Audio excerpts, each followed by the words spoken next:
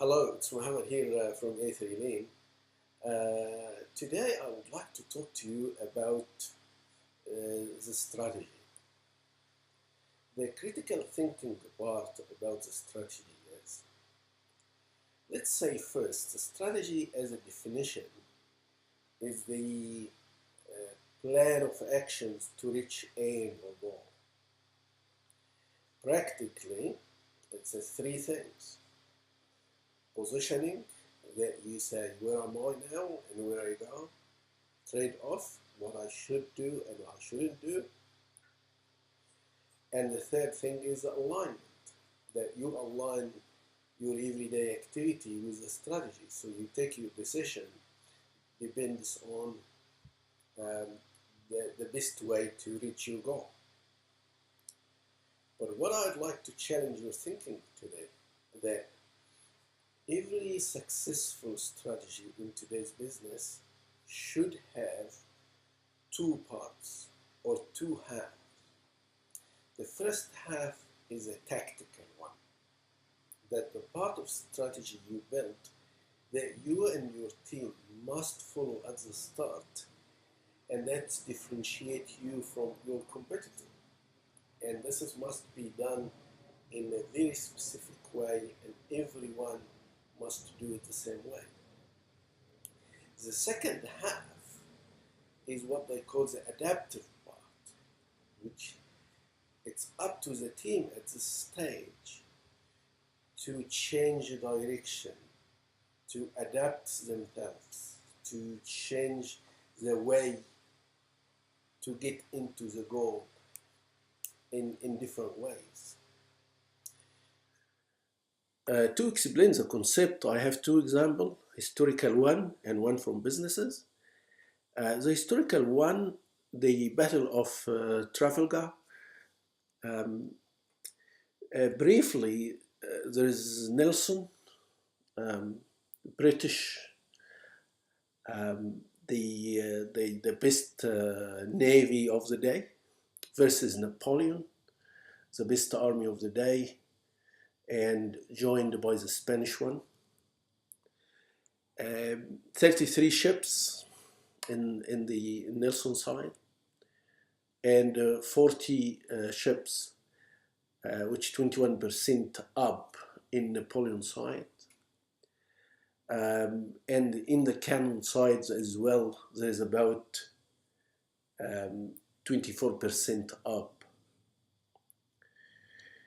The way to go in these days for battle, it has to be both of them lined up face to face, and they start shooting. Nelson knew that strength versus strength, he will lose because the differences in the resources. So he created the strategy we're talking about here. The strategy has two halves. One of them is the tactical side, and the second one is the adaptive side. So Nelson, because the new strategy, he spent 1 week before the battle talking to his captains about the strategy and how they will go. As you can see, they go in two parallel columns. And at the top of each column, the strongest ship, and Nelson was one of these two ships at the top of the two columns.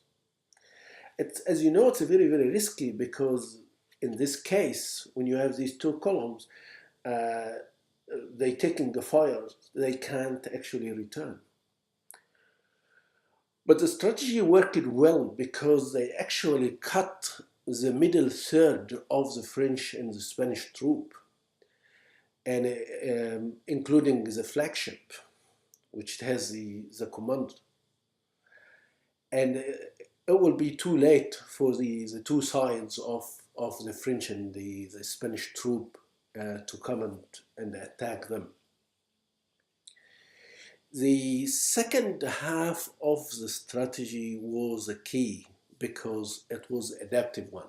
because what Nelson said to his captains, after that happened, when we attack, we come to the point that we don't know exactly what's going to happen. So you have to adapt yourself and attack the nearest target and do your own work from that. The second example from business is the customer service reps strategy. And what we have here is two steps strategy. One of them is a tactical one, that you tell the reps they have exactly how many calls per hour they're targeting, the estimated period or time per call, steps and the process of the call, the extra services they will present to the customer, and the other things. And they have to follow that all the time when they have a call. But they must have the adaptive part to complete the strategy, which is when deviated from the script needed, that especially when you know that some people, some customers just get irritated so much hearing someone reading script to them, or if the customer asks a certain question outside of what you're actually offering, you have to get ready with adaptive strategy. So every business today, they must build the strategy has two parts. One of them is a tactical part, is explaining how good you follow the strategy. And the other one is adaptive part, which means how good you can adapt yourself to deviate from strategy as needed.